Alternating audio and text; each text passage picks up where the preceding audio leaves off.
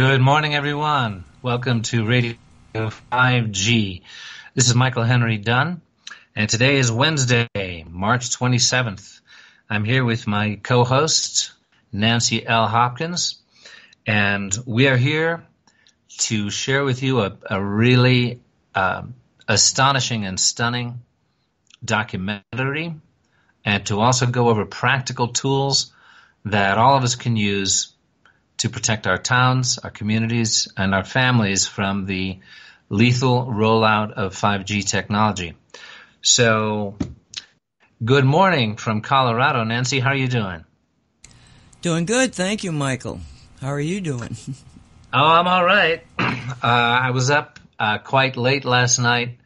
I think this documentary, 5G Apocalypse, the Extinction Event, from filmmaker Sacha is just devastating. I mean, I have, and it's so well made.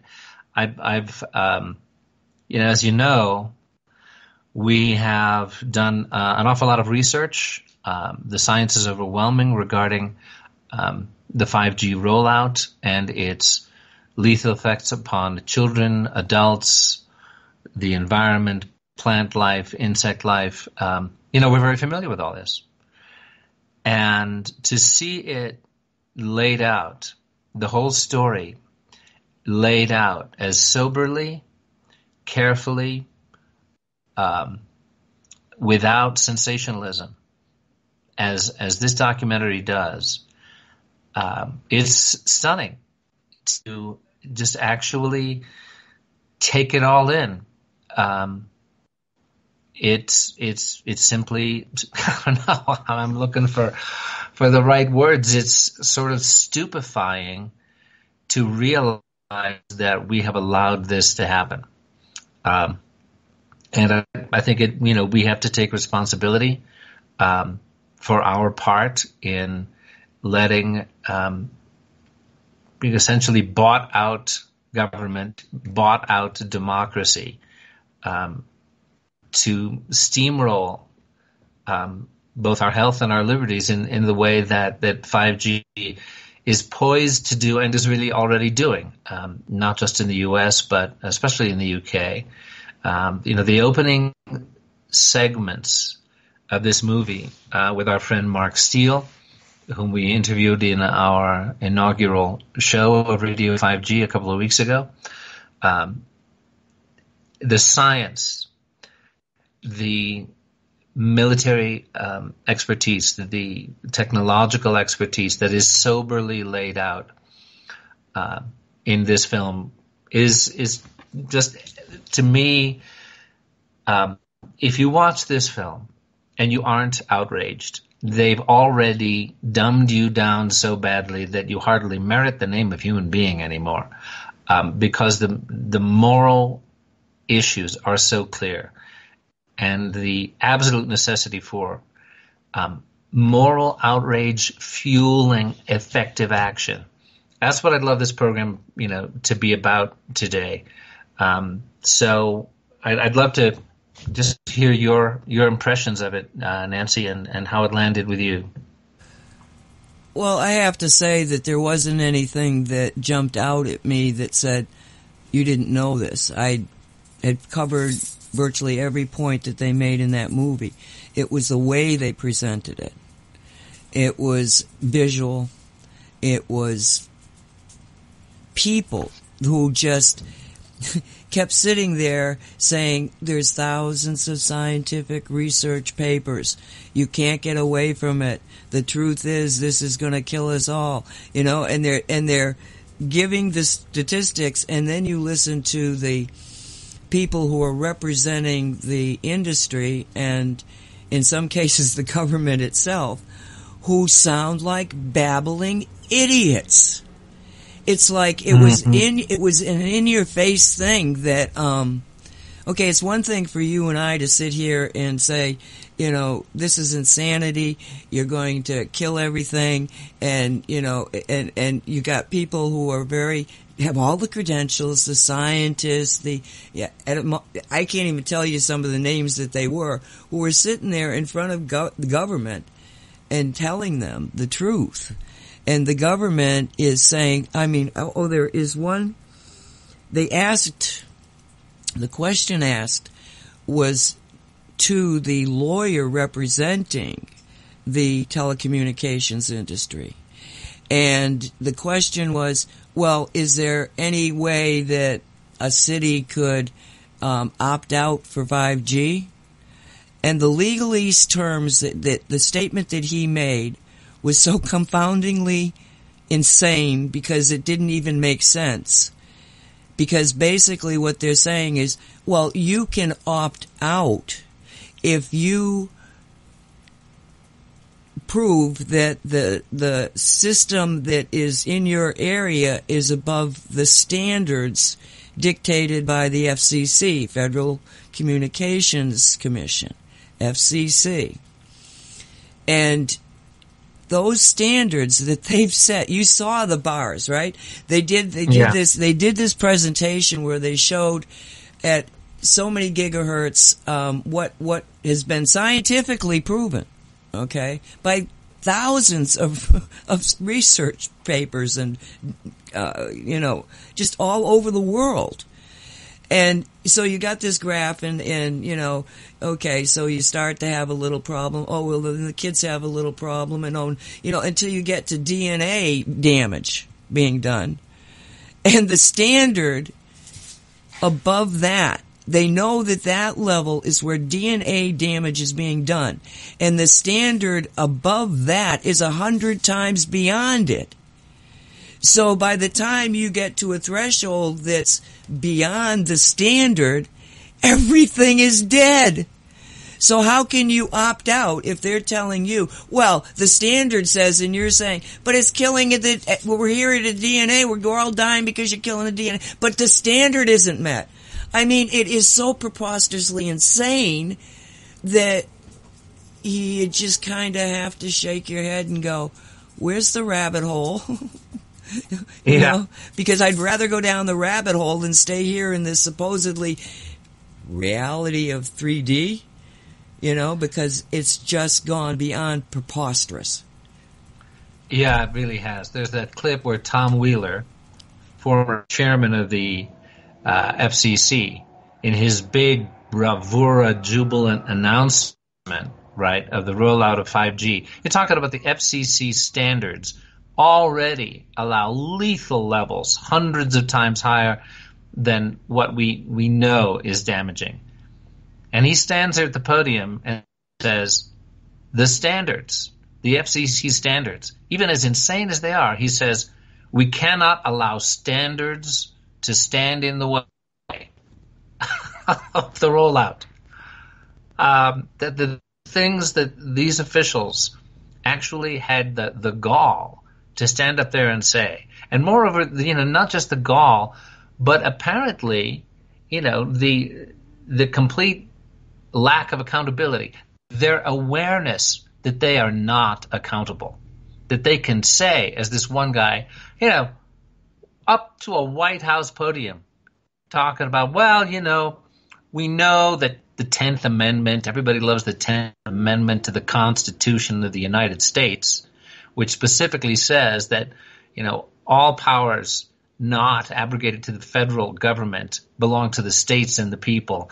And the legislation completely tramples the 10th Amendment, but, it's really time to just kind of ignore the 10th Amendment. That's the gist of what he says. We're talking about the Constitution, which every one of those frickin' officials was sworn to protect and uphold the Constitution of the United States. And it's just against all enemies, I took an oath. And you see, the thing of it is that so many military people, officers, took the oath to the Constitution. And we believed it existed. Okay, it doesn't exist. The original Constitution has not been in executed format since 1871 or two. I'm forgetting. 1871, and it was the 42nd Congress of the United States that committed absolute treason, because they said to the bankers, okay, you give us the money so that we can recover from the Civil War, and we'll allow you to take over the city of the area of the District of Columbia. Now, the District of this is where insanity begins. The District of Columbia, by the Constitution of the United States, said of the United States. That's what the original one. Now you look and you'll see for the United States. Well, because for the United States means for the United States Corporation. Now, when did it become a corporation? After the Civil War, when the country had been torn apart, and we'd been torn apart because it was essentially started by the bankers, because your very dear friend Lincoln said, I'm not going to take your money, I'm going to print my own, the greenback. Right. Okay, so that was in the face of the bankers, and, we'll just make a war so bad that, and so they kept fueling the war, the Civil War. And pretty soon the country was absolutely, destroyed in many, many ways. And we were bankrupt in many, many ways. So the bankers said to the Congress, you give us the District of Columbia and we'll give you the money to, build all your industries back up again. Now the problem here is in the Constitution, the original Constitution, the only land rights given to the federal government was the District of Columbia. What is it, 10 square miles or something? Yeah. That's the only thing that they had. The only way they could get other federally owned property was by purchase or war. Now, the amount of... If you look at a map of the states and you see how much the federal government has claimed, illegally by the Constitution, that gives you a feeling of how they have been able to, from that one, allowing them to take over the District of Columbia, they just essentially took it over and took over every single department of the United States government. And now they've got a corporation, and that corporation has a Dunn number. And you can go look it up. It's a stock market. It's on the stock market. It's a United States corporation. And its president right now is Donald Trump. Yeah, I mean, this is the core issue. People who are listening to us today may feel like, hey, what are they, getting off on this tangent with all these historical questions? Well, this really goes to the core of it. And the issue of federal power versus states' rights goes back to the founding of the country, goes back to how the Constitution was intended to be balanced. It goes back to, Alexander Hamilton versus Thomas Jefferson. It goes back to, Andrew Jackson and nullification. It goes back to, of course, the Civil War itself, and how this balance between federal power and states' rights has gone back and forth. And now, it's come to this place where a couple of years ago, I went back to the Midwest where I'm from. I'm originally from Oak Park, Illinois, Chicago suburb, and my family had a farm in southwest Wisconsin. And my folks passed away. I went back to go through everything on the family farm and talking to a lot of folks. And so I went back to live for a year in the farming communities of southwest Wisconsin near the Mississippi River, Viroqua, Wisconsin, a great town. And, I'm seeing Confederate flags on the back of pickup trucks in the valley where I grew up. And I'm thinking, whoa, guys, Wisconsin was in the Union, but for these guys, and I fully recognize, the racist implications of that flag, but for a lot of these guys, it's simply, hey, if you don't know that the federal government is grossly overreaching, with invasive measures, and that flag, to folks who may not realize that, in fact, when the southern states seceded, they flat out said it was to defend slavery as a high moral principle. I mean, it's flat out undeniable in a historical sense.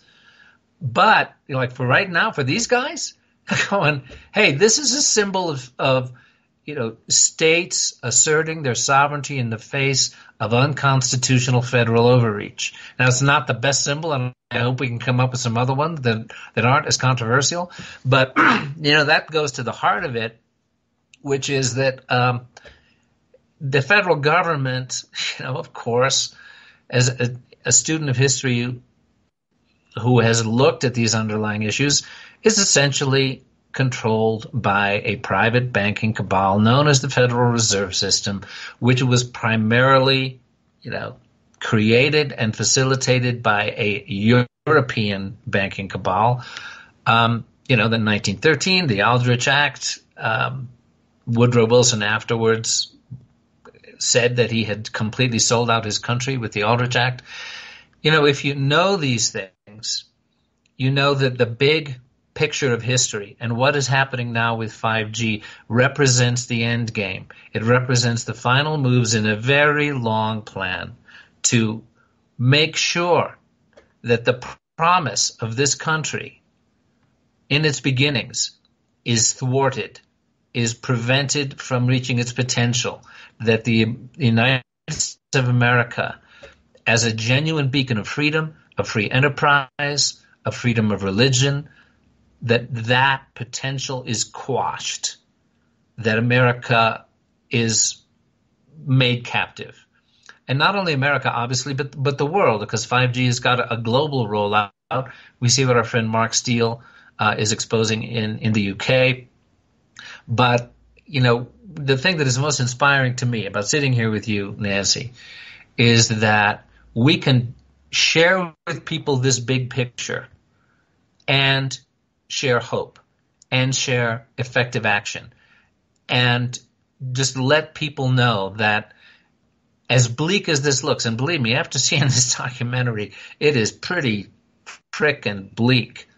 As bleak as it looks, we can win, we will win, and it's not just about spirit being with us, which spirit is, but it's also about how the tide is turning. And I feel like this move, this aggressive, heedless rollout of 5G is the biggest mistake they've made. That it's the timing of it is not actually going to work for them, and it's going to ignite the moral outrage and wake up enough people so that their agenda is exposed nakedly for what it is. It's you watch this movie. 5G apocalypse extinction event, and there can be no reasonable doubt in anybody's mind that this is a fascist corporate rollout specifically for military surveillance and control purposes. It ain't about faster downloads while you're waiting at the airport gate. Oh, whoopee, I got 12 movies on my laptop before I go on the long flight. It's not about that, folks, and that was some of the most stunning footage.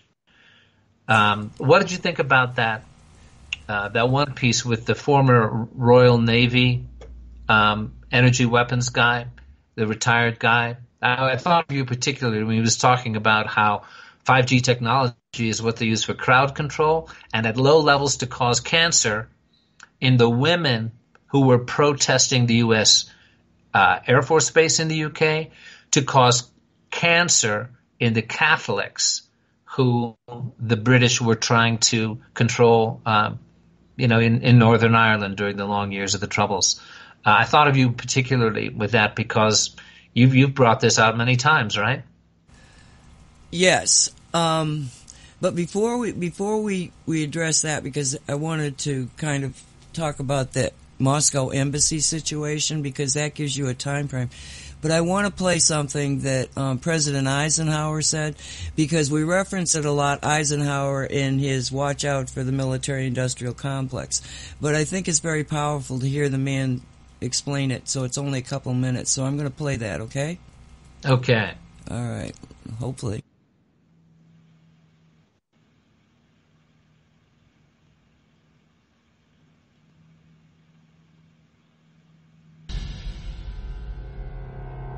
Ladies and gentlemen, the President of the United States. Good evening, my fellow Americans. In the councils of government, we must guard against the acquisition of unwarranted influence, whether sought or unsought, by the military-industrial complex. The potential for the disastrous rise of misplaced power exists and will persist. We must never let the weight of this combination endanger our liberties or democratic processes.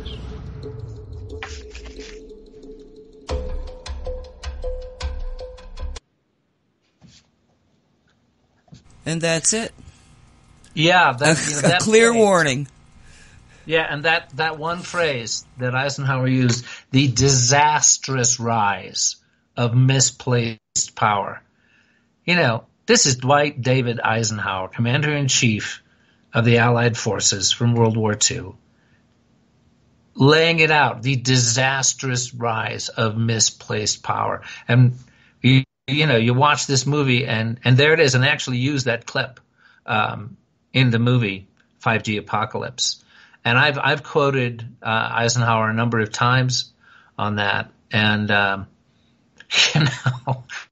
thank you, Ike, for laying that out. That was his farewell address, right? That was his last message to the American people before Kennedy was inaugurated. And I've been mad at him ever since. Oh, if you knew that, dude, then why didn't you do something maybe a little bit more in your face? Oh, you better be careful. You were president of the United States. You were a five-star general. You fought the Nazis in your last speech. You throw it out there, and people are going. They'll say he coined the phrase "military-industrial complex." Nobody knew what the hell he was talking about. So you feel better, you can sleep better, Ike, because you told people at the end of your term when you couldn't do shit? I'm sorry. I've been mad at him ever since. This was a travesty of justice. Yeah, and then, JFK came in and saw it more clearly. And, he went and did take action, and, then came Dallas. So Eisenhower probably knew what his limitations were. But maybe he didn't. I find it hard to believe that Eisenhower would have known that seriously opposing the cabal would have meant that it would be quite possible that he would be taken out. Hard to say, revisionist history and all that. I just know that somebody that was, well, anyway, we could argue this one for a while. But the key to what we're talking about is a fundamental understanding, a fundamental choice that humanity has. Now, we went to the Cold War because we didn't want to have a communistic world. Now, what's communism? What's the definition of communism? It's one for all. You, the individual, is not as important as the collective. Okay, that's communism. So we spent, all this effort to fight this concept of one for all because we were brought up to believe, no, all for one. If the collective protects the individual, then the collective is protected. Now, what's the difference between those two and fascism? Fascism is all for the state. And in this case, the state, the ship of state, you've heard it, right? Is the United States corporation, not the United States government. There is no republic. There has been no republic since the Civil War. Now, that's not just because they sold it out, but because regardless of why those states wanted to secede from the Union, there was no constitutional prevention from this happening. The federal government had no right to stop those states from saying, we don't want to play with you anymore. We're going off and doing our own thing. There was nothing legal about the war from the north side. So I could argue that, the entire federal government at that time was in treason of the Constitution because they weren't following the laws and regulations of the Constitution of the United States. Well, yeah, I mean, that, there's pretty substantial debate on both sides on that, and that's an area where I'm just going to have to disagree with you, because when you look, and I don't think we want to go off into the whole secession argument. No, but let's just get back to the point. It's the concept of the federal government versus the states' rights. Yeah, and I think when you say that the republic ceased to exist, I heard a phrase starting back in 2012 that I like, which is that the republic is in a coma. The republic did not cease to exist just because some corrupt congressmen in 1871 made a deal with the bankers. The sovereign rights of the people, the organic sovereign rights of the people, continued to function on the level of divine law and on the level of the majority of the people's understanding of the Constitution, and the great principle of self-government that in Lincoln's mind was the primary ideal and cause of the war, which is that if you can up and quit because you didn't like the results of an election, then self-government has no meaning, and the experiment of democracy in America will have been proven before the eyes of the world to be a travesty. They didn't like the fact that a Republican was elected to the presidency who wanted to limit the expansion of slavery. That was the primary cause. And if you can quit because you didn't like the results of the election you committed yourself to, self-government is meaningless. Government of the people, by the people, for the people, shall not perish from the earth. That was the essential cause and ideal of that war. Now, when you come back to where we are today, my own belief and hope is that, that story burned into the soul of both North and South.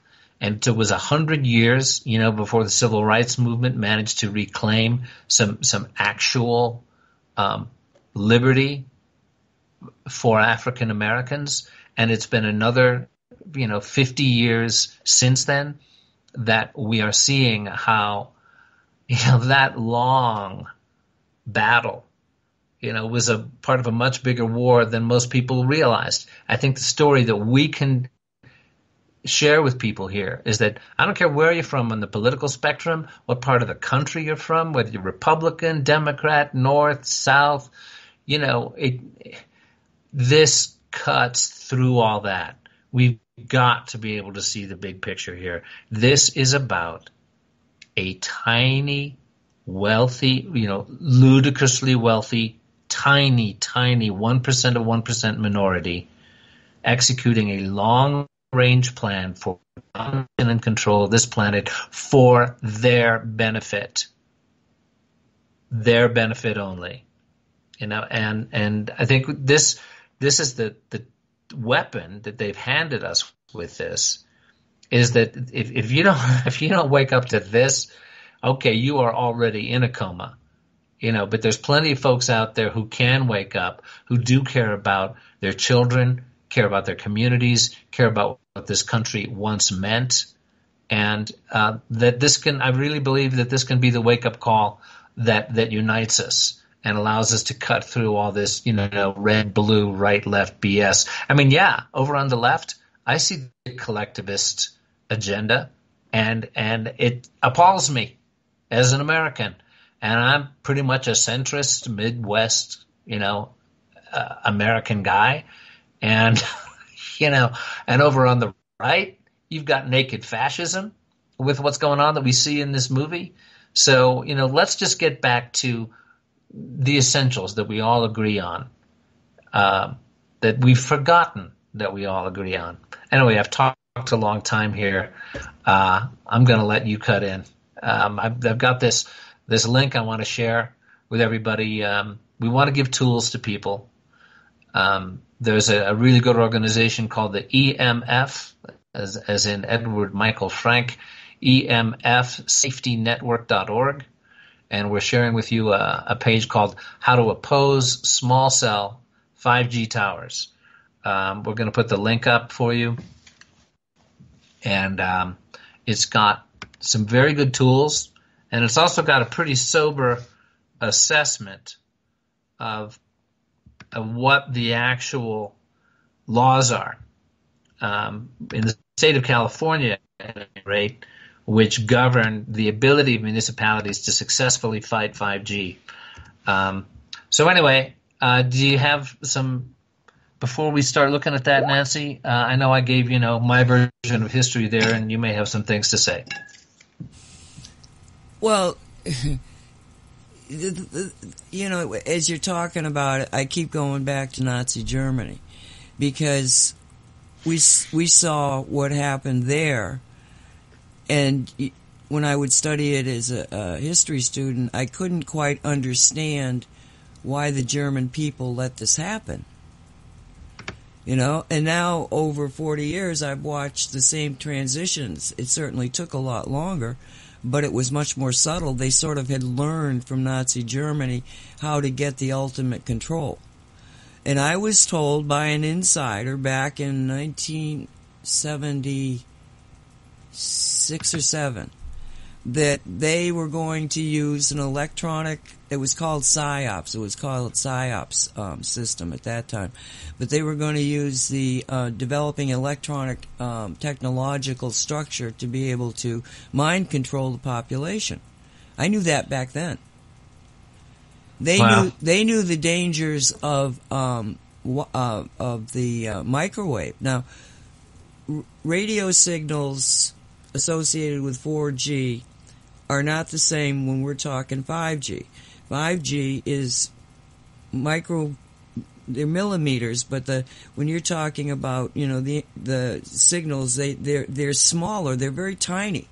You actually have to make an antenna system that has many, many little antennas to focus all these little signals. So it's a totally different system. But the results of the microwave compared to the radio is that it kills quicker in a more specific way. It attacks the DNA. So when I was in the military, I got a call regarding cancer in Moscow, in the Moscow embassy. And I said, look for microwave. And they found the microwave.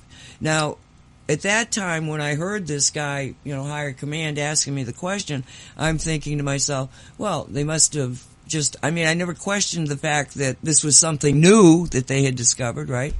But then recently, there's been much more information that's come out about that episode, which was in '73 for me, because they actually knew about this situation 20 years before.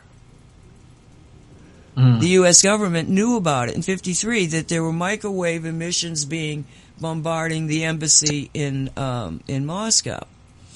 Now, what happened was that they built a new embassy, and they did find the microwave, but it was built into the building. It wasn't being, beamed from another building outside of the embassy.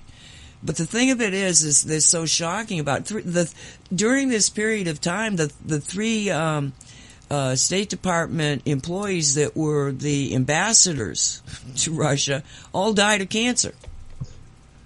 The third one, I thought it was kind of pathetic. I'm not sure if it was in this film or not. He moved it was in a different film. He moved his desk away from the window. Like that's gonna save you, and he died of cancer. And quite soon after they had been in that post. It wasn't like, years later. It was like they were all dead by the first two were dead by the time the third guy got there. And then he died of it too. So, but I seem to remember, I seem to remember you saying in another interview that was not actually the Soviets' intent. It wasn't like they want to kill off a few ambassadors. It was more of a surveillance thing, right? It was accidental, the cancers, as far as they were concerned? As far as I know, yes, because it was the reason that microwave is a way of sending a signal through a building. And because the voices can modulate, just like when you're using a signal to carry sound, a radio signal over the airways, there's a common signal, and then on top of that is your intelligence. And that's created by the system that's putting the recording, over the air. When you're talking in terms of microwave, the microwave is being modulated. The data is being stored on this microwave signal by the voice, by human voice. So they could actually eavesdrop in the building. That's what they were after, in my opinion. Because it wouldn't make any sense to just attack them to cause cancer. And that was a known intelligence operation to, put microwave through a building. So, yes, but the thing of it is that I thought I was in the first phase of understanding they were doing this, only to find out, no, they've been knowing about it for 20 years. So for 20 years you sent people in there to have cancer? And why did it get worse in the new building? Because the system was built inside of it now. And it was much more, let's say, focused. So that, that there was a change, but it was not. I didn't realize that but my key here is, you sent all these people to a death sentence when you stationed them in Moscow. How could you morally do this? And how many people knew about it? Want to admit that they had? Was it because they did not want to admit that they had known about it in the first place, and didn't want to admit that they had let it happen? I don't care if that's the reason. That doesn't even make sense, because I think what they just don't care. Collateral damage. It's this mindset that just I can't get past, and that's it's this. They don't care, and I don't know who they are. I mean, I can give you names, I can give you people, but I don't know who they are. I don't want to know who they are, because maybe then I'd understand it, and maybe then it was possible that I could somehow become involved in it, because I think these people are just so evil and crazy. How could you possibly do this? Yeah, this is what, as I watched this last night, and I was talking to Eleni, my partner, about this as well, where, all right, at the top, presuming that there is a top. And even people that we think of as being at the top are probably puppets of controllers above them that we don't even know about. But if we talk about people who know what they're doing, who know the lethal effects, who are deliberately implementing a strategy of surveillance and deadly control over the entire population through the implementation of 5G, okay, at that level, we're talking about what we understand from the solid evidence, massive evidence that's out there of a Luciferian elite pedophile ring of,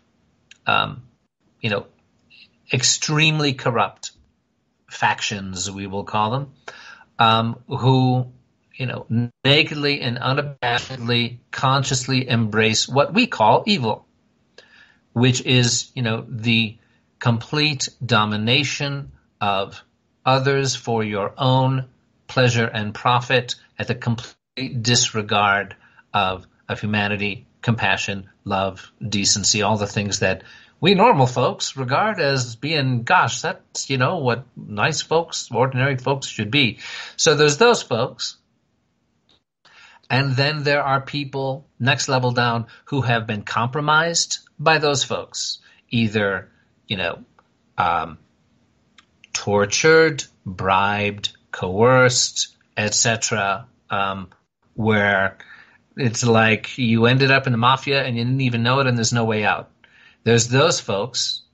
And then the next level down below them are people who are implementing the agenda of the people above, and they've got cozy lives, and they're part of the club, and you don't even look at the evidence of the lethal effects of what you're implementing. You don't allow yourself to look, and you laugh it off, and it's the conspiracy theorists, but those people are just as culpable, because we put people in prison and we hanged people at Nuremberg because they knew and turned a blind eye to the Holocaust. So, then below them is all the folks like, you see these local town councils, they don't know the big picture. And those are folks that if they watch this documentary, they could just go, holy crap. My kids go to that school. My kids have nosebleed. My wife just suffered a miscarriage. My husband just has got a terminal brain tumor. Whoa, wait a second. And to me, that's the role we can play here among, many others. I mean, God bless Sacha Stone for making this incredible documentary, 5G Apocalypse, the Extinction Event, because he's handed us this stunning wake-up call tool. And I think it's those folks that we can help to wake up. I'd like to pivot here, if you're good with this, Nancy, to this article from the EMFSafetyNetwork.org. It's called How to Oppose Small Cell 5G Towers. And I'm just going to read from the article here for a bit and then talk about some of the links. The telecom industry has switched from primarily installing large macro cell towers to deploying small cell towers, in other words, 5G. Following information is focused on the small cell, but the how to oppose strategies here can apply to larger towers as well. The Federal Communications Commission and the federal government have been promoting and supporting rapid expansion of 5G. Some states have already passed laws forcing them onto communities. However, people are pushing back and they are defeating installations. In Hillsborough, California, 16 cell towers were denied. Danville, California, denied Verizon based on the placement not being the least intrusive means. In California, SB, that says in Sam, Sam B as in boy, which would have restricted cities' ability to regulate 5G. This is a measure in the California legislature, which would have restricted cities' ability to regulate 5G, and that was vetoed by former Governor Jerry Brown. And of course, as we know, the industry vision for 5G is to enable the Internet of Things, smart communities, driverless cars, and more, where roads and appliances and even baby diapers, baby diapers, folks, are embedded with wireless radiation transmitters that connect to cell phones, smart meters, and the Internet. The industry wants wireless everywhere, with small cell towers every couple of 100 feet apart. That means cell towers in our neighborhoods, near schools and parks, where we live, work, and play. Now, of course, there's already too much harmless wireless radiation in our environment. People are already getting sick from Wi-Fi, cell towers, smart meters, and cell phones. And this is not just, as I say in the documentary, I really appreciated this. He had a scientist saying, hey, this is not just hypochondriacs complaining about getting a headache because they see some guy installing something they don't understand on a cell tower. This is peer-reviewed, published science, thousands of studies over decades, showing harmful effects of cell tower radiation, including fatigue, headaches, sleep problems, anxiety, ringing in the ears, heart problems, learning and memory disorders, increased cancer risk, and more. Studies found that wireless radiation harms trees, birds, bees, and insects. So 5G is already using a combination of microwaves and millimeter waves, which are scientifically shown to harm people and nature. And again, you just got to say it, scientifically shown, no doubt, no room for doubt. Thousands of studies. Quick overview of the problem. They provide a link of a video press conference with U.S. Senator Blumenthal of Connecticut, who demands proof of safety from the FCC, and then you get the ludicrous response from the FCC official. Well, that's actually in the film. Yeah. I don't want to take the time to get the clip up, but I just want to explain to people, because this was something that I meant to mention earlier. Okay, so the Congressman Blumenthal, right? Is that his name? Blumenthal. Yeah. No, he's a senator. Excuse me. He's a senator, and he's saying to the telecom people that are there, Verizon and Sprint and AT&T, and I think there was another one. But he's saying, no, it was just store 3. And he's saying to them, okay, can you please explain to me? And he had read something that said, basically, from their position, well, there's no real studies that have been done that say that this is not safe. And so he says to them, so he reads this thing, and he says, so let me ask you, this was, few years before this. He said, so what have you done to actually engage a research project to determine the health dangers that might be involved in your equipment? And one by one, oh my God, it was so pathetic. Well, I'll have to get back to you on that. But no, I don't think I don't think we do. No, I haven't. And so finally the senator says, so you have never, started an investigation into the health dangers of your own systems? Yeah, I guess so. Can you imagine? Yeah, right. And it said, how much money did the industry commit? And the answer is 0, not a single dollar. And of course, as the MD who testified before Congress also pointed out, she said that the FCC standards, it's like, oh, it's all within FCC standards. The FCC standards are lethal. They are already lethal. and that there's not a single biomedical person in the FCC Commission. There is no one with any expertise or interest in, in understanding the health dangers. And I think it's important to point out, just again to cut through the red, blue, right, left thing here. Tom Wheeler, the former chairman of the FCC, who is of course a longtime telecom industry lobbyist. Barack Obama made the promise, we will not appoint lobbyists to government regulatory agencies. And then he appoints Tom Wheeler. I mean, if you want to talk fascism on both sides of the aisle, there it is for you right there. He's an Obama appointee who is completely a representative of the telecom industry, which the FCC is supposed to regulate on behalf of, the public health.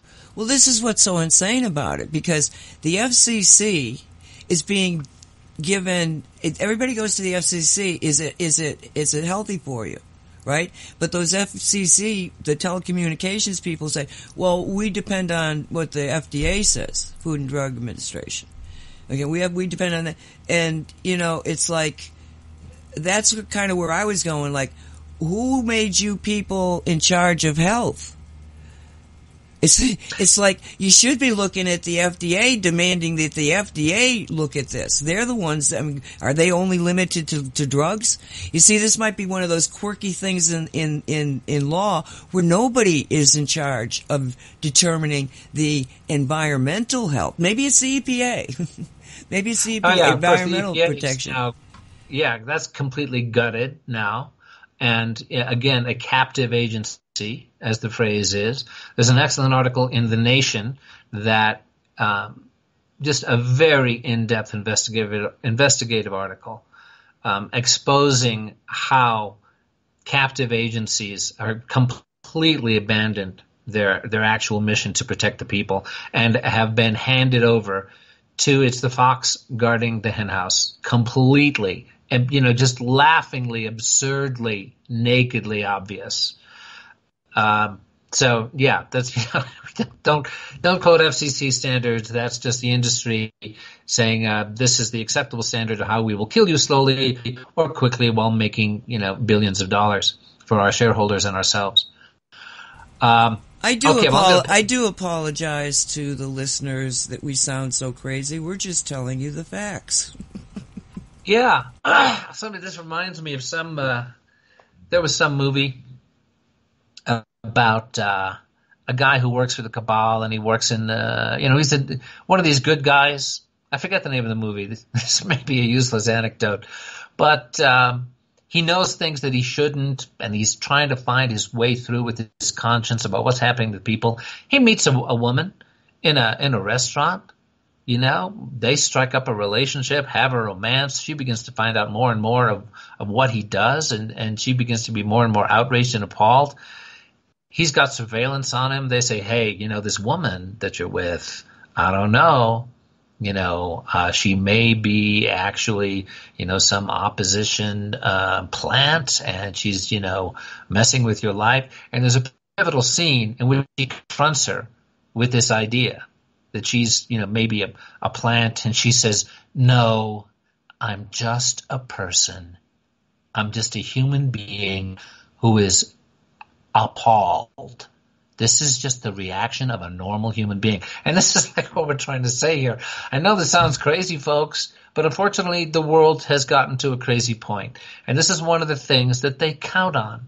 You know, this is the cognitive dissonance, where you just don't want to believe this is the world you live in. You just don't want to believe there are actually human beings out there who are going along with this, that at the top levels there are human beings whose humanity has disappeared so completely that they are consciously embracing evil. These are people who consciously embrace a system of inflicting massive suffering. These are, and yes, the elite pedophile rings at the top levels, where the torture and murder of children goes on as we speak. I'm sorry, folks. I would love to be able to tell you that's just some absurd, conspiracy theorists' fantasy.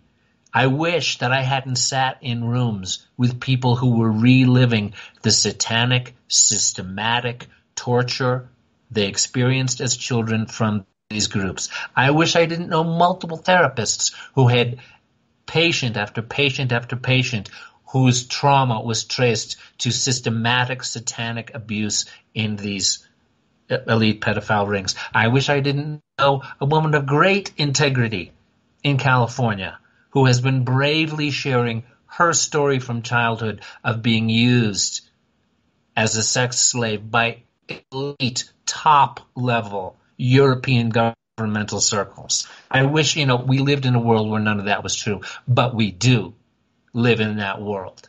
And we are still human beings with compassion and love and courage and decency and a belief in a supreme being who say, no, this is evil, this is wrong, and it must stop.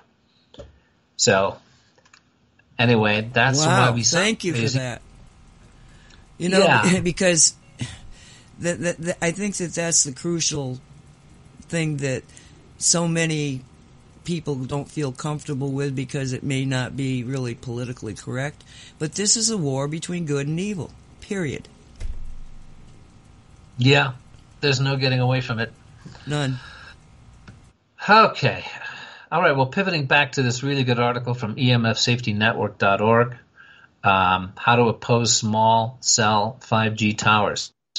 Now, I know we're going to be coming up in a couple of minutes here on the hour break, Nancy, but I'd like to get in a little bit of this.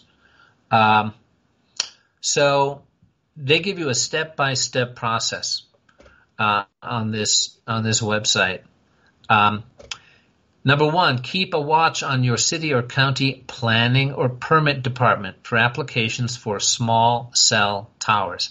Now, in order to do that, you will need to actually call your city or your county and find out who handles telecommunications applications. Now, just a little note here from them. This is they might deny that the small cell tower is 5G. Well, ask anyway. Number two, they suggest educate and engage the community about EMF wireless health risks. And they give you a link to a brochure about EMF so you can use to start a conversation. This is about mobilizing other people to get involved. Even a few people can make a big difference. We need to keep that in mind. It's so important. Even a few people can make a big difference. It's important to educate decision makers on the science of harm right? Because this will motivate them to find ways to deny the application. We're not painting everybody who may have voted the wrong way on this as some sort of horrible evildoer. Some of them are, but a lot of them are just, decent folks who haven't been given the information. People can also argue, legally you can argue aesthetics, location, loss of property value, and no significant coverage gap. What that means is they can say, hey, you're laying out lethal 5G towers everywhere I look, and you don't have the excuse of like, oh, there's that one section of town where your cell phone always drops, right?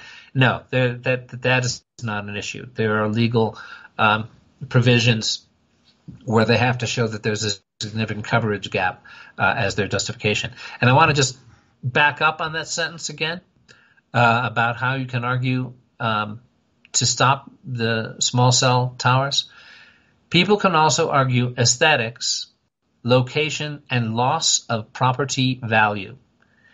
Now, they're going to be rolling out 5G towers across the country, but if we do our job and we alert people to what's going on, and you've got a family who's looking to buy property in a town, and they're talking real estate agents, and they start asking the real estate agents, okay, before I even look at this house where I'm going to raise my babies, how close is the nearest 5G cell tower? And suddenly people are not interested in that property because that neighborhood has 5G up already and families aren't buying that nice big single family home. That is actually a legal basis on which you can fight 5G cell tower implementation. And we're going to be definitely reaching out to real estate agents across the country. And you can bet that they're going to pay attention. Okay, moving on to number 3 from the EMFsafetynetwork.org. This is a legal letter from a law firm in Los Angeles called Best & Krieger. It is outlining what a California community can do to legally deny small cell towers in the public rights of way. And after our break here, Nancy, I'd like to go into more detail. I mean, okay, it's legalese. It's a letter. I'm going to share the link.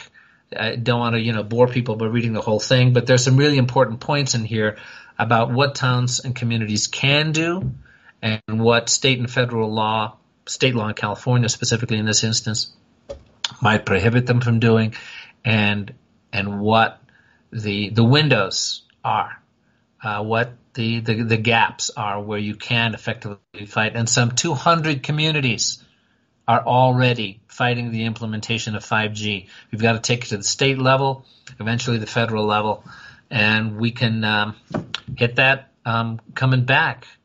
Any thoughts on that, Nancy, before the break? No, you're covering it very well. Thank you. We'll just take, might as well take it now, 3.5 minutes, okay? Natalie Rise, Evolutionary Feat. Okay, so welcome back to Radio 5G. This is Michael Henry Dunn, here with my co-host Nancy L. Hopkins. And we're focusing today on the remarkable documentary 5G Apocalypse, the Extinction Event from filmmaker Sacha Stone. We are also, at the same time, focusing on the on-the-ground tools that people can use locally in your local town, city, and at the state level to fight and prevent the implementation of the 5G rollout. So we're looking right now at an article from the EMF Safety Network on how to oppose small cell 5G towers.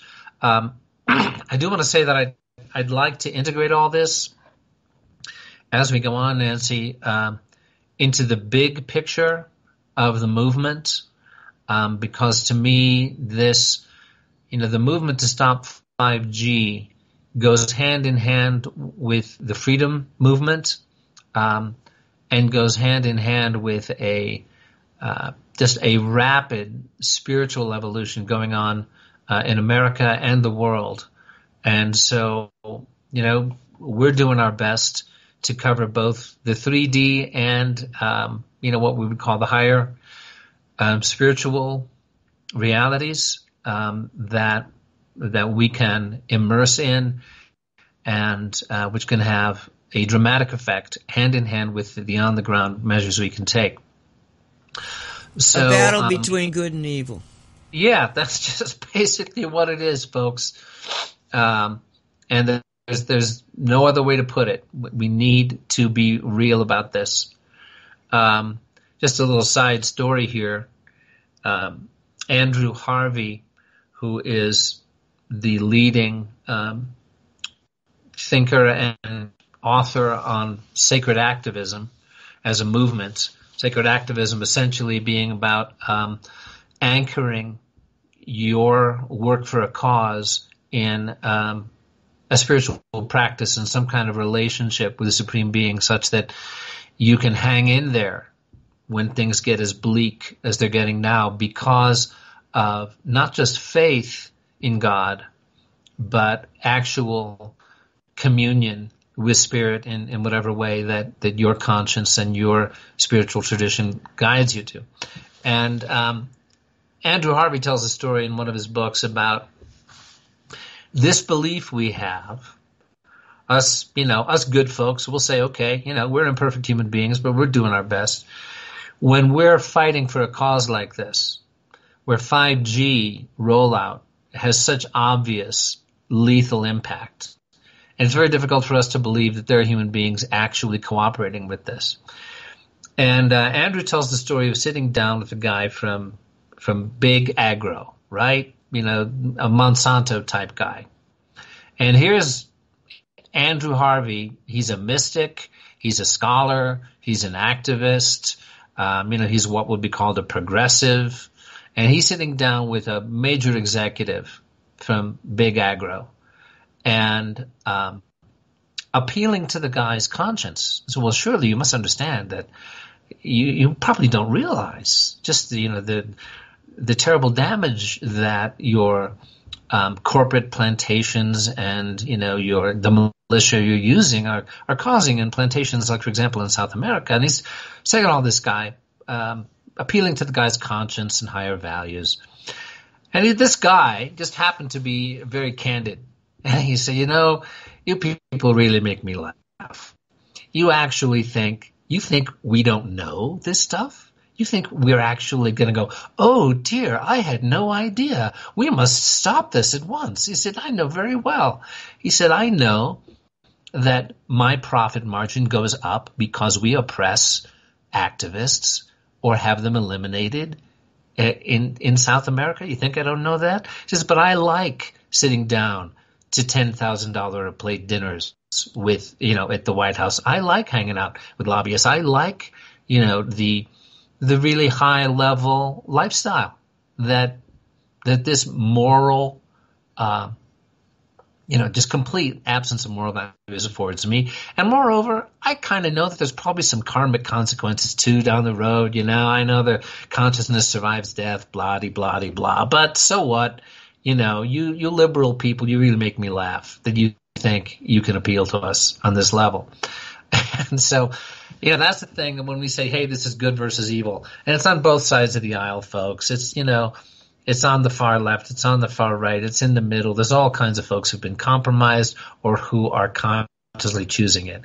And, it's not in our interest to demonize any political party, any ethnic group, any religion.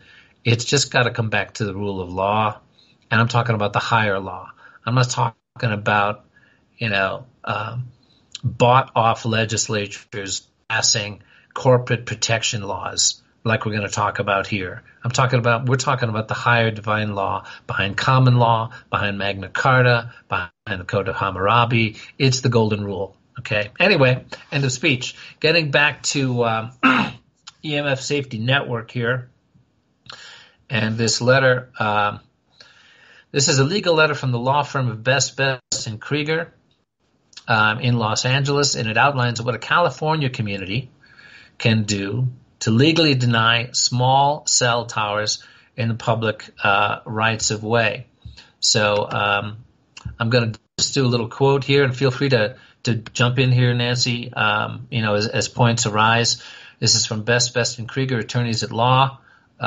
From Los Angeles, and it was written by one of their attorneys, specifically by Gail A. Karish of their law firm. I'm assuming that that they do a lot of environmental protection law, but that's just my assumption. This is a letter from April 24th of the year 2018 to Ms. Sandy Moorer, the director of the EMF Safety Network from this law firm, regarding local authority over wireless facilities in public rights of way. I'm just going to jump around a little bit on this. Hang on. Okay.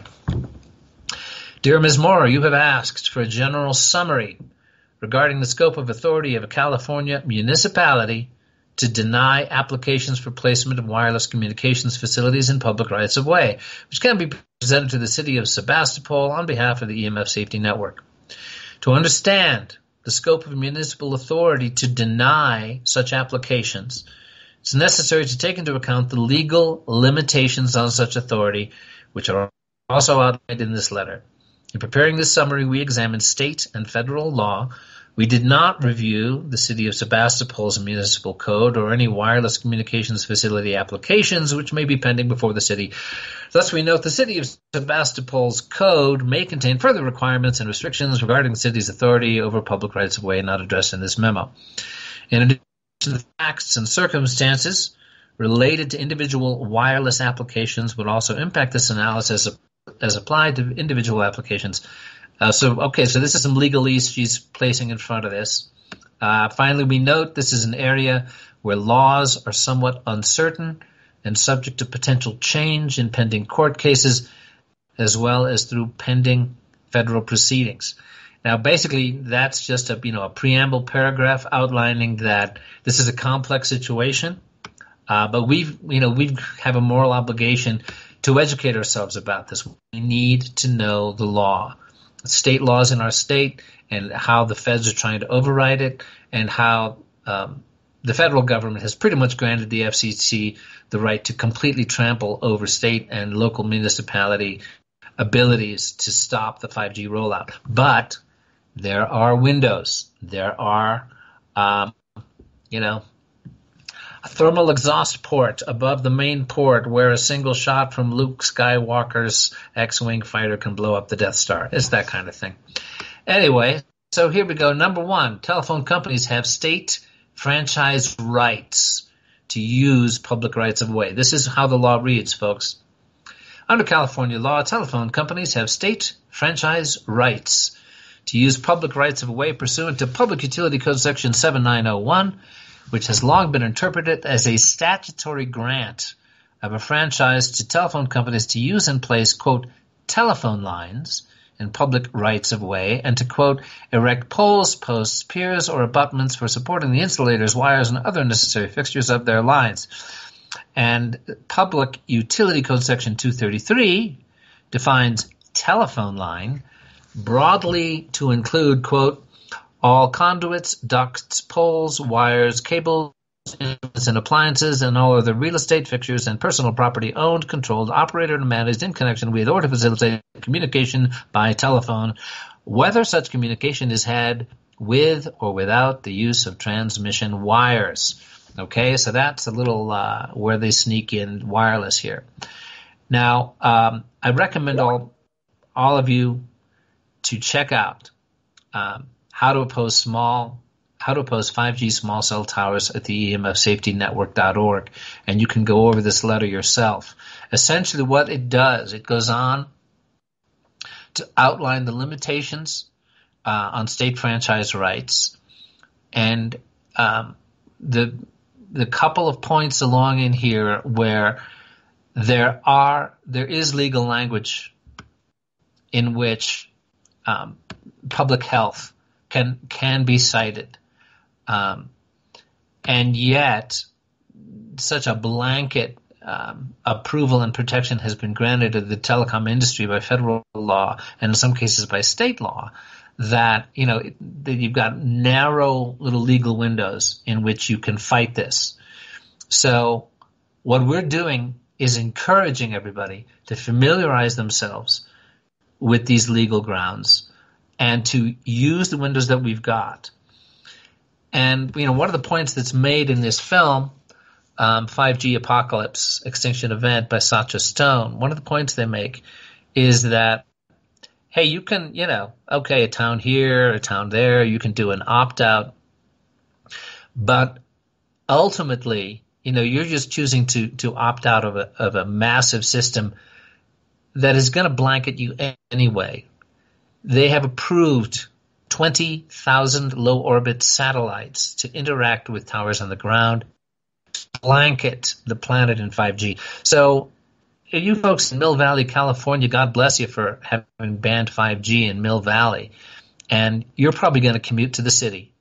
You're probably, you're in the Bay Area, and then you're going to get out of your car, and you're either going to go into, an office building or a school, or an airport or a train station that is totally blanketed in 5G wireless. So, all right, you've protected your community. You've done a brave and noble thing. You've made an example for all of us to cite here, like we're doing on Radio 5G today, about how you can fight back. And the larger picture, is that this is a moral wake-up call that needs to go out across the world.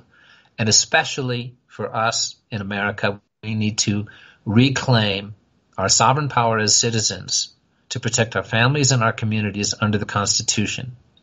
Can I jump in here for a second? Because go for it. I want to make a shout out to all of you people that know kids that are just out of law school or young lawyers, because it is a complex situation when you're talking law.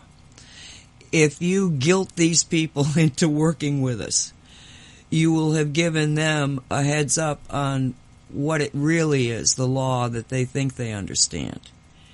And it will give them a cause, because if they're not going into law because of the money and the prestige, which right now is not so good because there's so many of them, and you're going into it because you have a fervor in your heart to stand up, against evil, then please, if your nephew, if your son, if your sister-in-law, anybody out there that happens to be a lawyer, target them for some information.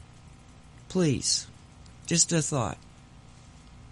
Yeah, and there are, there's people talk about the millennial generation, and, I'm a baby boomer, and then there's Generation X, and there's the millennials, and people say, well, the millennials seem, they're very aware of a lot of things that their parents' generation, is not, and yet a lot of the baby boomers haven't really lost the idealism we grew up with.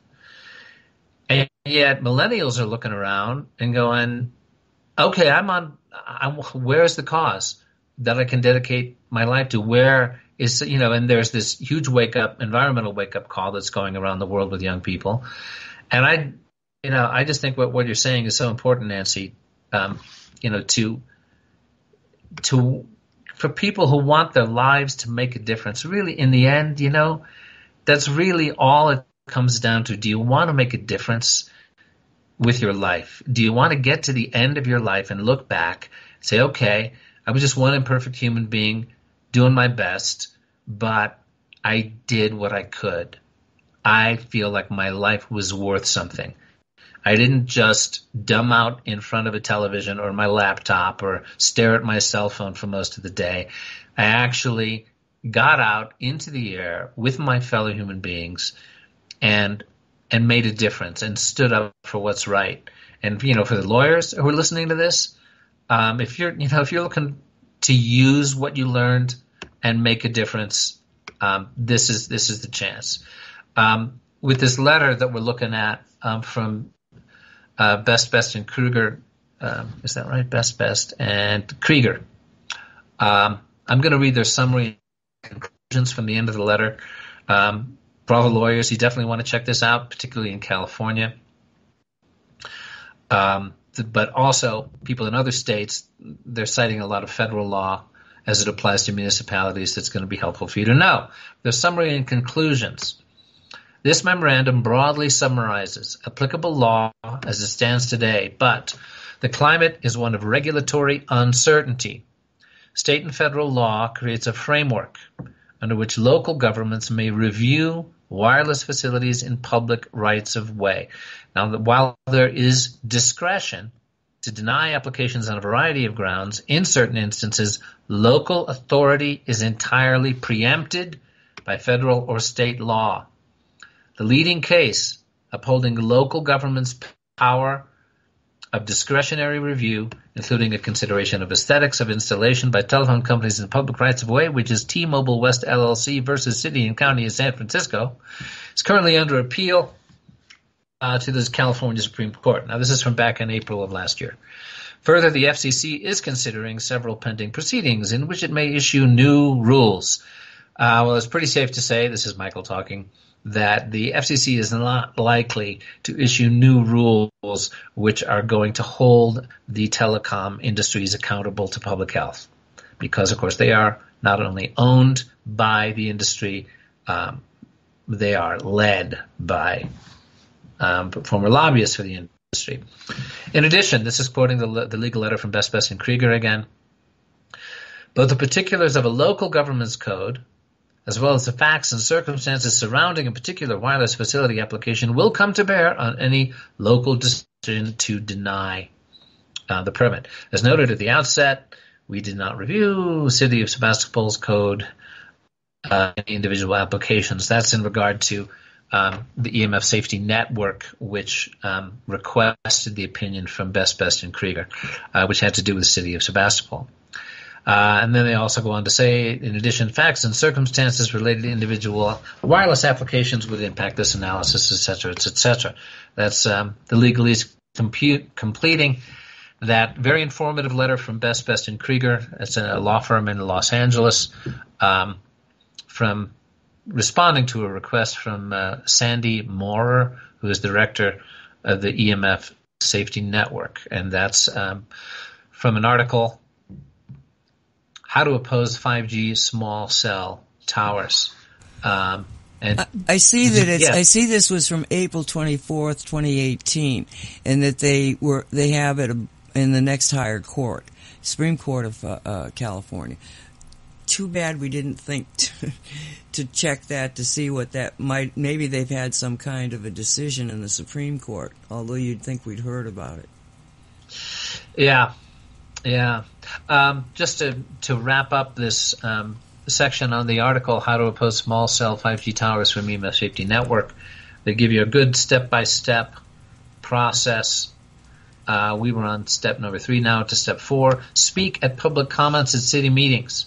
Speak to those issues with the strongest science. And believe me, folks, there's plenty of science out there. Again, if you see this amazing documentary from Sacha Stone, 5G Apocalypse, the Extinction Event, the science is just absolutely overwhelming. Peer-reviewed, published science. Again, back to the article here, showing harmful effects of cell tower radiation, including fatigue, headache, sleep problems, anxiety, ringing in the ears, heart problems, learning and memory disorders, increased cancer risk, etc. Children, the ill, and elderly are even more vulnerable. And they include a letter to Sebastopol 5G, which includes studies and quotes that you can use in public comments at city meetings. Don't let them dismiss you as a conspiracy theorist. Don't let them call you some hypochondriac. This is hard science. It's peer-reviewed. It's published. It's overwhelming. See also biological effects from radio frequency radiation at emfscientist.org. Again, this is in the article from EMF Safety Network on how to oppose small cell 5G towers.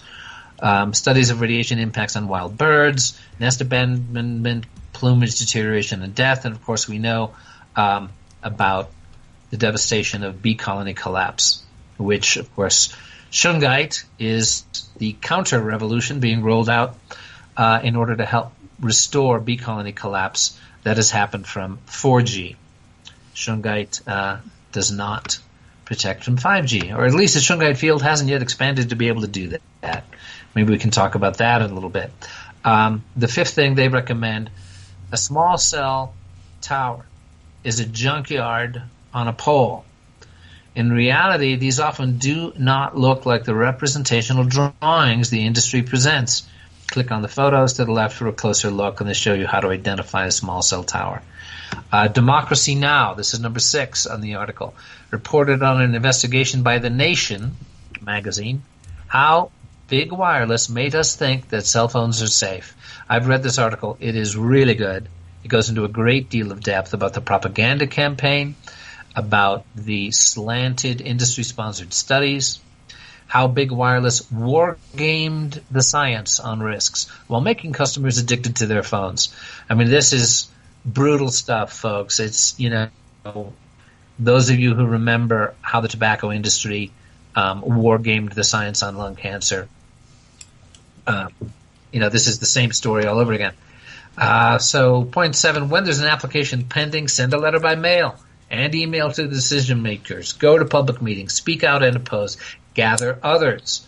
I know there was that experience you had, Nancy, where you live, about how just a small number of people, I think we touched on this in the last show, made a huge difference. Oh, absolutely. All you have to do is have something that, again, the property rights are great, Go around to the people in your neighborhood, have a petition, stating that what you're a really detailed kind of concept, but put it as simplistically as you can. Basically say, I'm afraid that if you put this 5G in because of all the science indicating this is a health risk, I'm going to lose the value of my property. You'll get the attention of those people to sign it. And you got enough people to sign it, then you go to the people that are in charge of the permits, and if you can stop the permitting at the local level because of the real estate thing, it's probably the quickest way to get their attention. Money talks.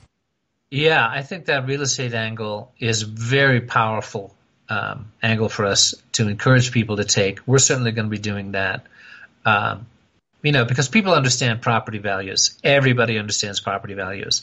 And if, the values in your neighborhood start to go down because families are shying away from an area that already has 5G, and suddenly your mortgage is underwater because the equity in your home is shrinking because of, the comps from real estate agents about how property values in the whole neighborhood are going down as 5G goes up, that's a very powerful thing. They give you a sample flyer on the emfsafetynetwork.org, how to oppose small cell 5G towers page, a flyer that you can adapt for your neighborhood. And, of course, they also encourage you to donate to EMF Safety Network, or to whatever local organization that you support that's fighting 5G. Here at Radio 5G, if you go to our website at 5G-no.com, 5GKNOW.com, we are not a nonprofit. So any donation you make to us would not be tax deductible. Basically, we're making this happen with our own time and resources as individuals. We're staying in the for-profit realm and using what money we have to hand to do something that we believe all human beings, if they wake up to this information, will realize we have a moral obligation to do what we can. So that's what we're doing. And if you go to 5G-KNOW.com, we provide links to all kinds of other great organizations. We provide the science. We provide the evidence. And heck, here we are. We provide this radio show every Wednesday at 12 noon Eastern Time. So that summarizes that great article from emfsafetynetwork.org. And I'd like to pivot back. Well, before we do that, let me just make one more comment about what we're talking here. Just because it's a law does not mean it's moral. Just because a politician is taking an oath to support the welfare of a given county, community, or state, or even the federal thing, doesn't mean that they took it in their heart. You know, it's like we've got to think in terms of being more sensible about who is it that wants to be a politician. Now, personally, I think that anybody that wants to be a politician is a little crazy. Why would you want that responsibility if you really, intended to do your job? And do you think that the people that go into politics go into it blind, that they don't know that they have to give and get and play the game? Why would any sane person want to play that game? So don't trust those politicians, because the nature of the politician is to play that game. And we can't afford that game anymore. No, we really can't. I mean, we can't demonize all politicians either. It's like, okay. Well, I can, and they can prove to me that they aren't demons. Stand up and fight for what's right. Well, there you are. Yeah, that's what we're asking them to do. And I think what the movement that we are part of can just force a moral awareness on at least on those people who can be reached. And there's plenty of people in politics who can be reached, and there's plenty who cannot. But, it's a very broad spectrum of actions that we can take. When I look at the big picture here and look at, when you look at the civil rights movement in the 60s, when you look at Mahatma Gandhi and the long battle to free India from the British Empire, and you look at nonviolent movements around the world that succeeded in overthrowing oppressive governments, ultimately it is always nonviolent means that are the most effective. There's a really effective book by a Princeton professor, Eugene Sharp, which is called From Dictatorship to Democracy. And it's become a handbook for movements around the world in various. In fact, that book has actually been banned in certain countries where they have oppressive governments. It's just, it's a very step-by-step academic book that shows how you withdraw participation in an oppressive government as an effective means. Now here, how this is going to roll out, it gets very dicey as I look down the road. I'd love to talk with you about this, Nancy. We've got a half hour remaining here on Radio 5G today. As we look down the road, when you talk about Martin Luther King and Mahatma Gandhi as examples, and the movements that they represented as examples of how great victories could be won. Okay, the British Empire had essentially enslaved India. And okay, bigotry and racism and discrimination were institutionalized in America, especially in the South during the Civil Rights Movement. And huge progress was made. And then you look at this today, we're talking about life in a matter of months. If you see this documentary, 5G Apocalypse, Extinction Event, there is no time to waste. And as I look at what is possible for us in the next 18 months, and it's really about the next 18 months. Dr. King and Mahatma Gandhi worked for decades. And we've got, 18 months to 2 years, because they are rolling out 20,000 low-level satellites. And they're already rolling out 5G in many areas. Our friend Mark Steele in this documentary, he, makes it unignorable what's already happening in northern England, where 5G is the lethal health effects already. So, this is, as I look at what can we make happen in the amount of time that we have, to me, it is the moral wake-up call. It is inspiring people with hope. It is showing how we can stop this. And I'd like to just brainstorm with you about this. Yeah. Okay. First off, I think that what one statement that you made is absolutely not true.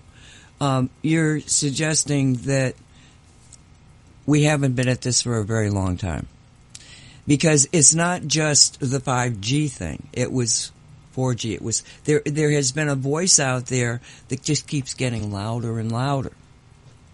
Now the 5G thing has focused everybody's attention on the 5G because it's blatantly, it's like they put the system on and everything dies, period. Mark is attesting to that. If you see the videos of him driving down through this area that's been under 5G for I don't know how many months, there's nothing, the trees are dying. The bark is drying up and falling off the trees from the 5G. There's no birds. There's no bugs. There's nothing in the ground.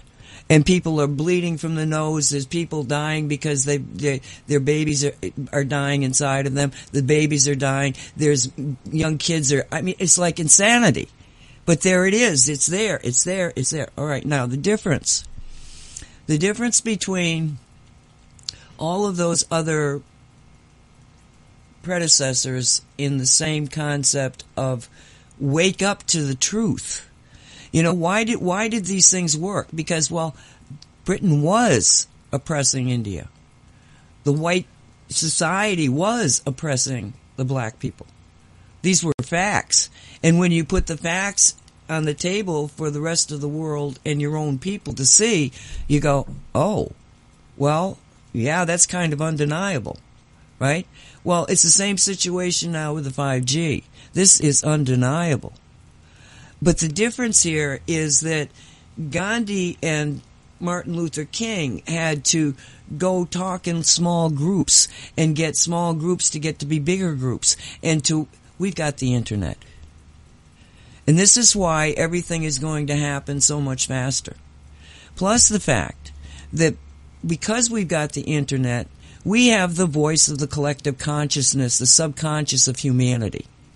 We don't have to go out and talk to every single person and convince them of this. We just have to, as a small group, work every single day, become obsessive with it. Put the thoughts of no 5G, no 5G, no 5G into the collective. Until somebody says 5G to one of these people and the system that connects you to the collective goes ding, ding, ding, ding, ding, and you go, oh, what is that 5G? Boom. Because you've already been programmed at the subconscious to begin to listen to it. So I have great hope here. I know it's 18 months. I've been counting it down. We got 4 years. We've got 3 years. Now we got 18 months. I'm very much aware of the deadline here. That's why sometimes I get a little bit, yelling at you. Please wake up! Because we're running out of time. But I do believe that the fact that we can talk to the entire world, and that's the other difference. This is not local. This is worldwide. China's already under 5G. Yeah. So no, we can do this. But we have to do it as individuals, talking to everybody that we can, especially the lawyers, get them going, and put your thoughts out there. No 5G, because remember, it is a system. It's got an on and off switch. So don't get so freaked out because they're building it. Get freaked out that they never turn it on. Yeah. Yeah. Yeah, I'm with you. When you talk about this has been going on for a long time, I hear you, and I know you've been at the forefront of this for years, and it's actually an outgrowth, of. Well, it's 4 decades. It's 4 decades, and I was not alone. People have died over this very question. I just happen to be not one of them, but this is something that the true. The true baby boomers, that protested Vietnam and walked with the King faction and said, no, we can't be doing this. They got lost in the system because they had to grow up and have kids and all this stuff, but they're back. You know, the fervor of the Vietnam people, the ones that understood it. You know, they're still here. You're here, I'm here. And it's now we got to reach out to the young group. You know, bypass our kids and reach out to the grandkids. Because our kids were specifically targeted to become biological AI programmed. Right. Well, you know, we don't want to write off that whole generation, but generally speaking, often, you know, it's the grandchildren who listen to grandma or grandpa and go, you know, I kind of like what grandma and grandpa were saying, Mom. It's like, oh, yeah, you know, grandma's a little crazy about that freedom movement thing she's always talking about. But it is, you know, particularly the people, you know, late teens, early 20s people right now are open to this, listening to this. They're environmentally aware. There's this huge environmental movement, you know, that of young people, particularly in Europe right now. Now, they're all focused on climate change. And, you know, I have to say, folks, okay, climate change, you know, the seas are rising, whatever you want to call it, it's going to, you know, devastate the planet in 20 to 30, 40 years. This is about before next Christmas, all right? You know, or the Christmas after this coming. This is about the environment being so devastated now, it's not going to matter what happens with climate change. You know, this is the necessity of reaching out to this movement and saying, we are with you, protecting Gaia. This is about protecting our home, our planet. And, you know, for those of us who know her as Gaia, as the conscious living biosphere, this is about protecting her and her children, which is us, which is your children. And, you know, for me, I spent a lot of years doing my best to help restore chivalry as a meaningful movement and code of honor again in my work to help meaningfully restore the legacy of the Templars. And the evolution that I've come to here is that there is no greater duty of chivalry than to protect Gaia.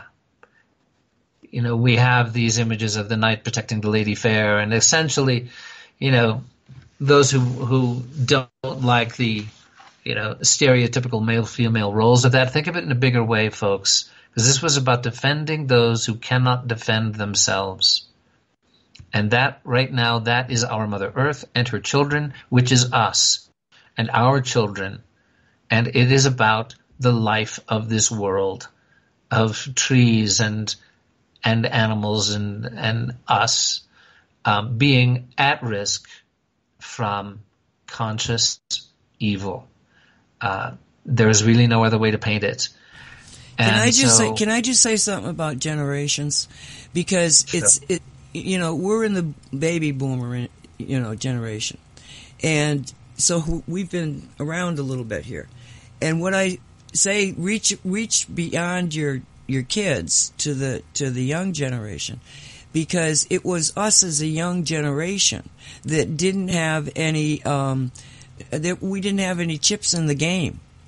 We hadn't been brought into the control mechanism of just the economy.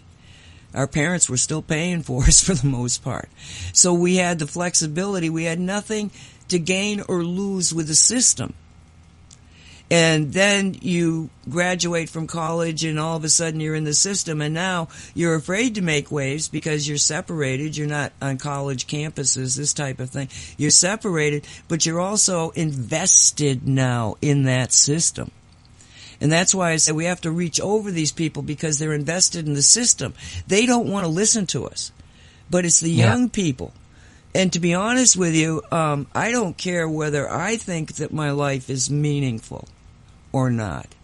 What I care about is that there's life on the planet when I leave. Yeah. You know what I'm saying? It's like there's not going to be anybody around to say, oh, Nancy Hopkins was the most amazing. Nobody's going to be here if we fail.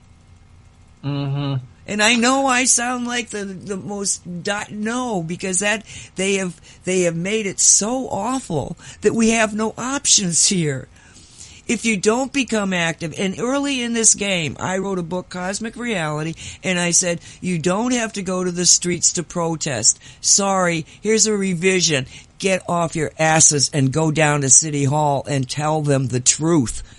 Your grandkids will not be here if you don't. It's that stupid. Yeah. I mean, Dr. Paul, he's out there and he's saying 5G is the stupidest thing that has ever happened.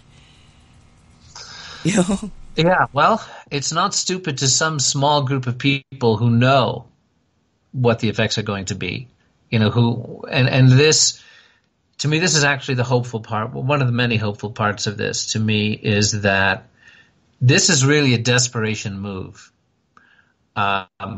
You know, when you look at the 1% of the 1% and above, who, looking at their surveillance and control aspects of the 5G rollout, and as a military technology of surveillance and control and targeting, and of dumbing down, and of mind control. You know, as you said, you knew about it back in the 70s in the military. They were already talking about it. That, you know, that the people who are doing that are doing it as a desperation measure because the light is winning. They are rushing it out because they need to impose a prison system, an electronic prison system over planet Earth before too many people wake up and take back our power and restore the planet and restore something like freedom and democracy. It's a race for it's a race for the finish line. Who gets there first? Very much so. Yeah, and I really believe that you know, based on some really solid evidence, and when I look at the damage that 4G, Wi-Fi, and EMF, you know, are already doing, and the power, for example, of shungite to counteract that, to protect against 4G, to restore bee colony collapse. When, you know, you share with us just the phenomenal growth of the awareness of shungite, of the demand for it, that's, you know, just growing, exploding in growth. And, you know, we recently shared an 11-minute excerpt from a talk you gave a year or so ago, Nancy, just talking about the almost mystical nature of the shungite quantum field. And I bring that up not because we're going to pretend that shungite can stop 5G, as our current understanding is, no, it can't. Don't let anybody oh, you wear this little shungite pendant and, you know, you're not going to have your children's brains fried by the tower that's 20 feet from your house. You know, that is not what the science is telling us right now. But just the reality of the growing field of awakening consciousness that is being demonstrated. And there's all kinds of ways, you know, 4G is already killing you folks, and shungite is a miraculous gift from Gaia to help us, not only to help us, but to help her restore the garden that this planet was intended by Spirit to be. This gives me enormous hope, and there are other metaphysical forces at work. There are actual strategies on the metaphysical level that we can undertake, that some friends of mine of very high credibility in terms of how high metaphysical science can be used to help facilitate the boots on the ground 3D work that we've got to do. And so, you know, I encourage you to stay in touch with us at Radio 5G as we roll some of that out in later programs. But to me, this is one of the many hopeful aspects of this, is that 5G is so naked, so lethal, and the science exposing it is so overwhelming that it's going to serve as the wake-up call that finally we can't ignore. I know a woman in Boulder, Colorado, very aware, very activist-oriented, very aware of the restoration of chivalry and how each of us can be Grail kings and Grail queens. And I had sent her some information a couple of months ago about 5G and what we're doing, and she said, "Hey, yeah, Michael, that's great, but could you please not send me anymore the 5G mess. I just really don't have time for that. I'm all about helping to train Grail kings and Grail queens." I was like, well, your candidates for Grail kings and queens are all going to be bleeding out the ears and dealing with brain tumors before the Christmas after next if you don't at least allow me to keep sending you a notice or two once in a while about 5G. It's just amazing how even... Well, did you write that? You wrote that back to her? You told her that? No. I valued the contact. I didn't want to push her. I thought, okay. Shame on you. You've only got 18 months. No, that's okay. Yeah. Well, I made good on it. I sent her yesterday. I sent her the link to this amazing documentary, 5G Apocalypse. Okay. Every human being on the planet has a moral obligation to do something now. That people supposedly people can just go, your 5G mess. Yes, it's such a mess. We'll get, we've gotten through everything else. Yeah. No, we haven't, and no, we won't. So yeah, it's the wake up call beyond all wake up calls. If you don't wake up from this, you're dead already anyway. You're comatose. So, is there anything you'd like to share, Nancy, about some of the spiritual aspects of this? From your point of view and the work that you've done for years with, with the quantum field, of how you see this unfolding? I see it unfolding as a story. And, I see life as individual stories. And when we look at what's been preposterously presented to us, we are going to kill you all, but you can stop us if you stand up and say no. Okay, that sounds reasonable. Who would imagine that it would be so difficult in a day and age where you have so much information that so many people don't hear us? And I go back to the concept of radio shows. Why did with all the information and all the websites that are out there, why did Michael and I decide to set up a radio station? One show a week on this, because it engages, even if it's only he and I, in a conversation that, because we are part of humanity, it's our thoughts begin to alter the collective consciousness. And in DNA, Western science looks at 10% of it, the stuff that seems to link up with something that becomes a 3D thing. The Soviets and now the Russians, they're looking at it from the standpoint of, I'm going to mute you. They're looking at it from the standpoint of, we have a situation where, I just lost my train of thought. I can't even believe this. What was I talking about? Now I got to unmute you. What was I talking about? Sorry, I took a drink of water from my bottle just as Nancy was waxing eloquent because I forgot to mute myself. You were talking about how in Russia, how they view this in Russia. How they view it in Russia. Which is, what was I talking about? You were talking about how the fact that you and me on this radio show the, are expressing these thoughts that have then become part of the collective consciousness. Right, exactly. Because once you've got it in the collective consciousness, and we have the archives and we have the YouTubes, everybody that hears it, they're putting the same energy out there. And it's just, even if it was just you and me and nobody else in the world, we're still, that's how powerful we are. And why do I say that? Because of the voice situation, and we're putting it out there. We're talking about, not just thinking about, talking about, is because of the DNA.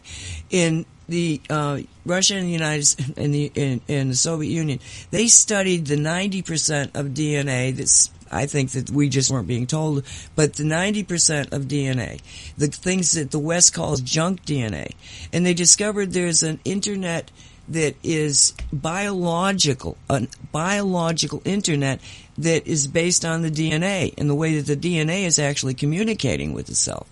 So when you understand that your whole body is being operated, I mean, we can think in terms of a computer system operating your body, but when you realize it's at the DNA level, a biological internet, and then they began to try to see what things would reprogram that DNA, change that DNA in some way. And what they discovered is that the most potent source of change at the DNA level is the human voice. Wow. Isn't that wild? You know, so you think about it, everything, if we get up here and we talk bad stuff, well, the bad stuff goes out there. Bad stuff by, I mean, we don't want to know this stuff, that stuff, you know. But we also try to bring to the table this feeling of you can make a difference just by talking about it, just by thinking about it. You know, read, look at, listen, hear other people's voices. There's a lot of YouTube out there now on 5G. You know, listen to these things, because every time you do, you're actually affecting the collective consciousness, the collective that is the humanity. It's the consciousness of humanity. And that right now is the quickest way I can imagine to make the changes that we have to make. Now, on top of that, from a purely metaphysical standpoint with Shungite, what you have is you have Shungite, which has got every element in the periodic chart, has got cosmic energies because it came from outer space. It's being sent all over the United States. It's all over the world now. I mean, said in the United States, all over the world. And every time you have Shungite out there, it's connected to all the other Shungite. It's not only a quantum connection, but it's called the Shungite weave, because there's energy. It's an energy universe. So you've got trees. There's a tree weave. You've got pine trees. There's a pine tree weave, a coconut weave. All of these various layers of energies, but they're communication systems. And then you have the humanity thing. And humanity is also a weave. All we have to do is connect this weave at the heart level with not just the Shungite, but the trees and the water and the animals. You know, and boom, you've made a change that is, your head's going to spin, Michael, when it happens. It's just going to be so fast. Because it's all there. It's all ready for us. All we have to do is just get ourselves a little more energetically understanding what it's all about. And because I do radio, because I see what's happening out there in ways that other people wouldn't, because my job is to keep an eye on things, I see changes all over the world. Just the exercise of going and beginning this website. All of a sudden now, we're finding out there's a lot of information. It's almost information overload. You know what I'm saying, Mike? Yeah, and there's a point in the movie in which Sacha Stone lists all these organizations. It's right there on the screen. I'm going to do a screen grab. We are already sharing those websites on our 5G-KNOW 5G-know.com site, and it's just amazing to see. Okay, there is a movement. There are victories being won. There is hope to this battle. People are coming together. And when I think about what you're describing about how spirit is moving, in the quantum field, throughout nature, throughout our voices, in bringing about rapid transformation. That's what gives me such great hope. And when I think about the ripples that are going to come out just from this interview. Okay, here we are, Radio 5G. This is our third show. How many people are listening live? How many will listen later? How many will view it when it's a YouTube? Will we go on Carrie Cassidy, Project Camelot again? How many ears will hear this? And then which of those people are going to be the magic ones who then influence thousands of others? We may have a handful of people listening to us right now, Nancy, but that's a magic handful.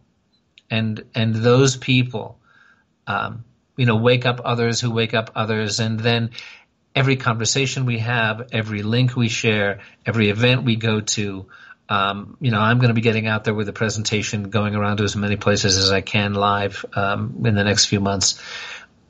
All those lives, all those souls being touched, being awakened, touching other souls. It ripples out across the world. And I'm very hopeful about it. And as you say, just, the human voice that you and I are speaking these words, having this conversation, you in Florida, me up here at 8,000 feet in Colorado, and it rippling out across the world. Plus, I love to think about what you shared about how there's folks on the galactic level who like to tune into your radio shows. So I like to think about the off-planet contingent that is cheering us on here. You know what I mean? Yes, and that's another thing that I feel comfortable about, is that when push comes to shove, there's enough of us that have asked the Galactics. We'll take it to the end here if we can get over the finish line, but for God's sakes, push us if you need to. Yeah, and because we've asked, we have spoken up for the human collective and said, yes, we're doing our work, yes, we're sovereign beings, and yes, we need your help. So we're looking at, it's 12 noon here in Colorado and 2 o'clock on the East Coast, and we're bringing this program of Radio 5G to a close. And Radio 5G is a joint project of Cosmic Reality and the Sacred Academy of Geoenergetics. And I have Michael Henry Dunn, and so grateful and delighted to share the intracontinental microphone with Nancy Hopkins today. Thank you all for listening. God bless us, everyone, and we will win this fight, folks. Keep on keeping on. Thank you for listening. May it be. Let it be.